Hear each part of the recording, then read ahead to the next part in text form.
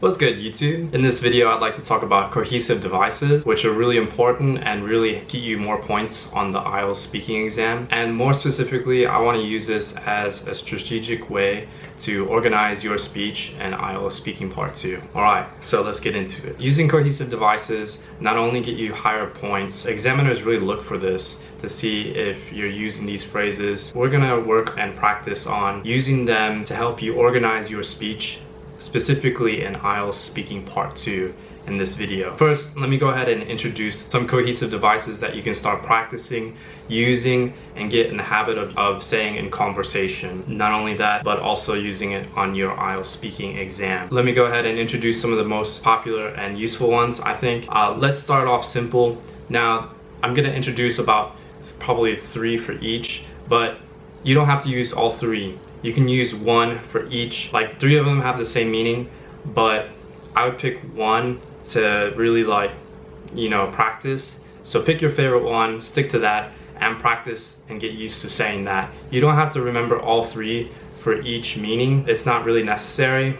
I mean, it's nice to have variety of vocabulary, but for starting off, it's better just to stick to 1 and practice using that one, and then when you're used to saying that, then you can move on to a variety of saying the same meaning. So let me get more specific. Let's start off with your speech. In IELTS part 2, we all know that part 2 is quite difficult because not only do you have to speak for 2 minutes to really get an optimal score, especially a minimum score of band 6, if you do well, it's hard to organize and really keep a train of thought of what you're saying. And what I find students doing is they're really rushing through each of the tasks on the card of what to say, and it's almost like they're racing. Like they'll get to the 2 minutes faster, like the faster they speak. And this is a big mistake. Not only do you not want to speak super fast, getting through all the tasks, but also don't speak too slow, because if you're speaking too slow, the examiner will know this and they'll know that you're dragging it out, and yeah, it'll be bad for your score. But speaking too fast, you'll not only run out of breath, but you'll run out of things to say. So we want to be somewhere in the middle. Let's start with beginning your speech. So 3 phrases to begin with. First of all, I'd like to start with.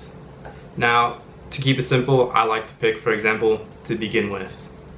So this is how you'll start off your speech. Next, we're gonna go to, stage 2 of part 2. Introduce your opinion. So this is what you're gonna say that you think about the topic.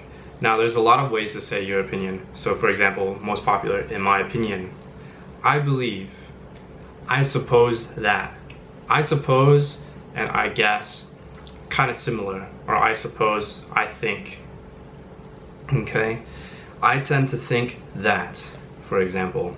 So this is introducing your opinion. Remember, when you have more than one opinion, try to remember to use one of these phrases. Now, the next stage, or the next thing to do in our organization, our map of cohesive devices that is guiding us through part 2, is explain. Now, explain, of course, we can use because and other phrases to say explain, but 2 most popular ones to use for this would be in that case, otherwise. Okay, so in this part we can practice using this vocabulary. Next one is add more points. This is to expand more information, to add more things to say for us. So there's a lot of these for us. We can say moreover, which is quite popular. Moreover, next, first, second, third, of course, to organize our speech. In addition. In addition's a really good one because add more points, addition, add, right? And then this is a really good one. On top of that. This sounds very native speaker-like. On top of that, it's a very good one, highlighted. I highly recommend practice this one. All right, moving on. Now, we can also discuss the situation if we really want to go further. Now, I kind of put this as an extra. There's not always going to be a contrast, but if there is a contrast, like, another side of the topic, then we can use some of these phrases. So for example, on the one hand, on the other hand. See that? Like that visual? Alright, so there's also the contrast word that's similar to but that we can use in the beginning of our sentence. However, However, it's very similar to but and on the other hand.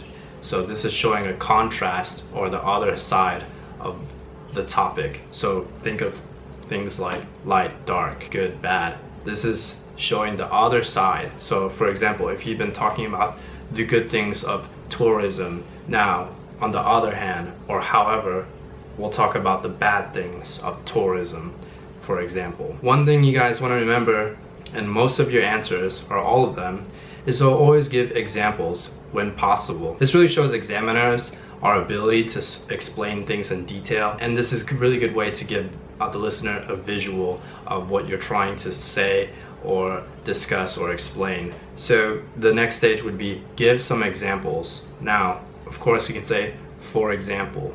This is one of the most popular ones. For example, such as can be used in the middle of the sentence. Here's another one that's very similar to for example, but a little bit more sophisticated, which would be for instance.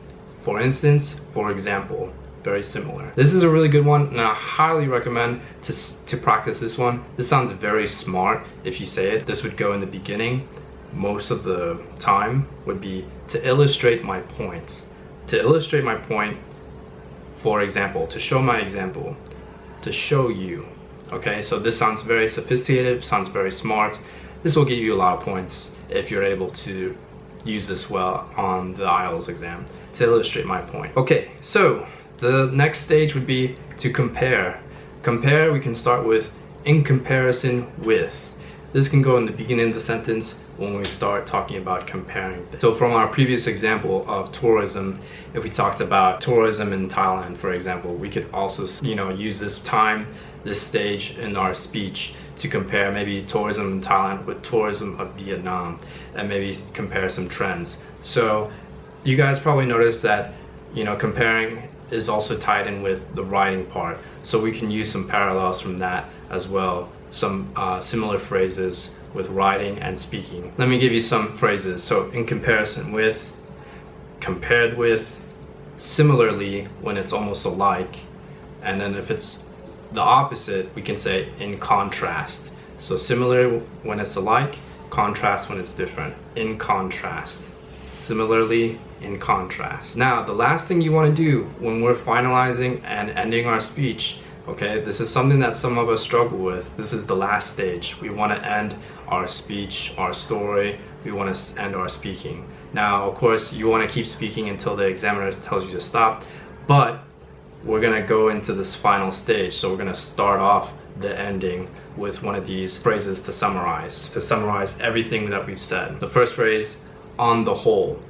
On the whole, tourism is good because blah, blah, blah. Okay, so something like this. In short, okay? To sum up, sounds very native speaker like. I like this one. I highly recommend to practice to sum up. To sum up, tourism is bad for culture because blah, blah, blah. I don't know. To sum up, or of course, there's a lot of other phrases we can use. You probably have heard finally, in conclusion. So we're gonna practice using these, okay? So remember, I gave you 3 for each stage of parts that we're gonna use when we're talking about the topic. So what I wanted you to do is go ahead and pick 1 from each to practice. So now we're gonna practice part 2. So first, I'm gonna give you a topic, and I want you to go ahead and warm up and practice speaking about this topic for 2 minutes. First, prepare for 1 minute, writing notes. And next, time yourself for 2 minutes. Now that I've introduced you these cohesive devices, we can go ahead and practice this map of stages to help us guide us through part 2. You're gonna practice with a new topic card. Remember, to get all the points, we need to answer each task, okay? What we're going to do is, remember, from each stage, we're gonna use 1 new term to help us talk about each task, okay? So go ahead and let's go ahead and practice taking notes for 1 minute, and then have your cohesive devices, the ones that you're ready to use to practice, in front of you, and then go ahead and practice that, okay? Now, in order to really effectively get used to using this, you probably want to give yourself more time to take notes and think about what you're going to say. So initially, when I teach students this, I usually give them, especially if they're just starting off, I give them a lot more time. roughly like, 2 to 5 minutes. And sometimes even working with a partner so they can brainstorm together. We'll even maybe do a brainstorm as a class first to demonstrate. Okay, so I'll work with them brainstorming some ideas, making notes, and then we'll use these notes as a collection to help us warm up with using part 2. Okay, so give yourself a little bit more time in the beginning, and then go ahead and practice the real thing with 1 minute. So start off first with 2 to 5 minutes for note taking, and then brainstorming of things to say, and then go ahead and do 1 minute of note taking. Now, one last thing I want to mention is this is going to be a separate video. So with the note taking, you want to make sure that you write short notes. Write like you text. Okay, this is because if you write sentences take too long. So you want to think of texting. Texting is very short, very simple. You use acronyms, expressions all the time. Now, you're not going to be penalized by what you write in the notes, so don't worry about writing like you text. But writing like you text is so much faster. It's going to be writing sentences in 1 minute is too long. Okay, I've seen people write novels, write stories. It looks like even looking like they're trying to write an essay for part 2.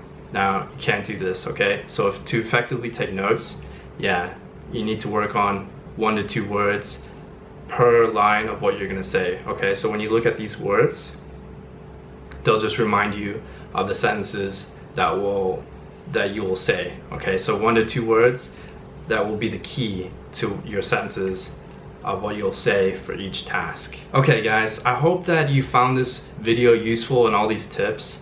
If you did, please go ahead and give this video a like. Please write a comment in the comment section below.